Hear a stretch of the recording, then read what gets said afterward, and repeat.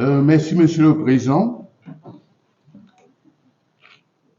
Monsieur le ministre, chers collègues, permettez-moi tout d'abord d'avoir une pensée pour les morts enregistrés depuis le déclenchement et l'enlisement de cette crise devenue une guerre dans les régions du nord-ouest et du sud-ouest, qui a déjà fait plus de 6 000 morts et des centaines de milliers de déplacés et réfugiés.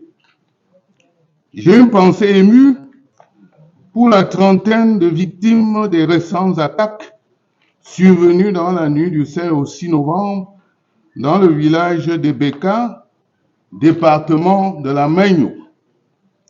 Permettez-moi également d'exprimer ma compassion profonde pour les victimes de Bameyang par Bouddha.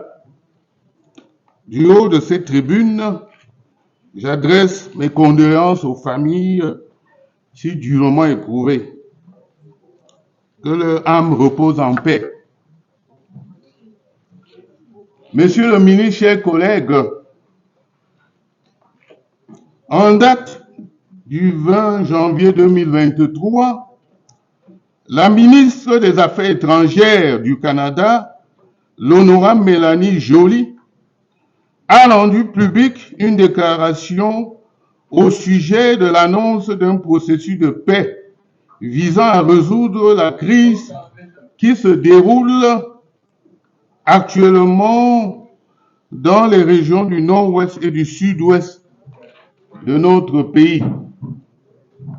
Dans la dite déclaration, elle a fait état de ce que le Canada salue le fait que les parties au conflit aient accepté d'entamer un processus en vue de parvenir à une résolution globale, pacifique et politique du conflit. Et d'ajouter, je cite, « Les parties ont également convenu de former des comités techniques pour commencer à travailler sur des mesures de confiance et de poursuivre. L'accord visant à amorcer un processus formel constitue un premier pas essentiel vers la paix et vers un avenir plus sûr, plus inclusif et plus prospère pour les civils touchés par le conflit. » Et conclut en relevant, je cite,